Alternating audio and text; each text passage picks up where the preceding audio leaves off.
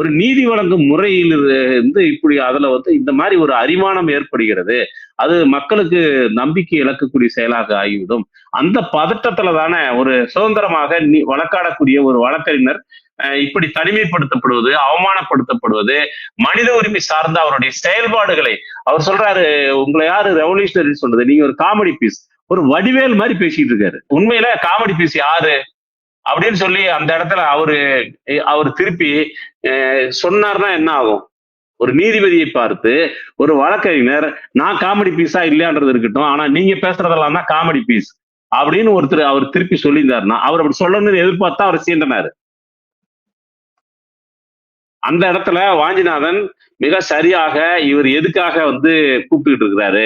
இவரு கிட்னி எடுக்கிறதுக்கு தான் கூப்பிட்டுட்டு இருக்கிறாருன்னு அவருக்கு தெரியும். அதனாலதான் வா வான்னு கூப்பிட்டப்ப, இல்ல எழுத்துப்பூர்வமா கொடுங்க. நீங்க எழுத்துப்பூர்வமா கொடுங்க, நானும் எழுத்துப்பூர்வமா தரேன். அப்படின்னா என்னன்னா, எழுத்துப்பூர்வமா கொடுக்கும்போது இந்த மாதிரி சேட்டையெல்லாம் செய்ய முடியாது எழுத்துப்பூர்வமா.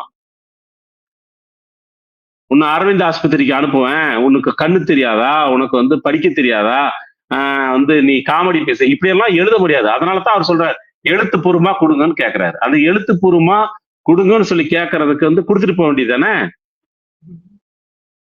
இந்த அண்ணாமலைய இல்ல அண்ணாமலைய புகழ்ந்து எழுத முடியுது. மாரிதாச புகழ்ந்து எழுத முடியுது. இல்லையா? இதெல்லாம் இவங்கள பத்தி எல்லாம் நமக்கு பேச முடியுது. மாரிதாஸ் அவர் மிகப்பெரிய பிரபலமான யூடியூபர் அப்படின்னு. என்ன யூடியூபர்களுக்கான ஓட்டெடுப்பு நடத்தி உங்ககிட்ட அந்த ரிசல்ட் குடுத்துருக்காங்களா? அல்லது தமிழ் மக்களுக்கு கிடைத்த பெரிய கொடைன்னு அண்ணாமலை புகழ்றாரு. அந்த ஒரு அண்ணாமலை பத்தி அந்த ஒரு வாசகம் இருக்கு பாருங்க. அதுல நீங்க போய் படிச்சு பாருங்க. இதெல்லாம் இதெல்லாம் எழுத்துப்பூர்வமாவே கூட அவர் எழுதக்கூடிய ஆள் ஒரு இடத்துக்கு போயிருவாருன்னு கூட எனக்கு தோணுது.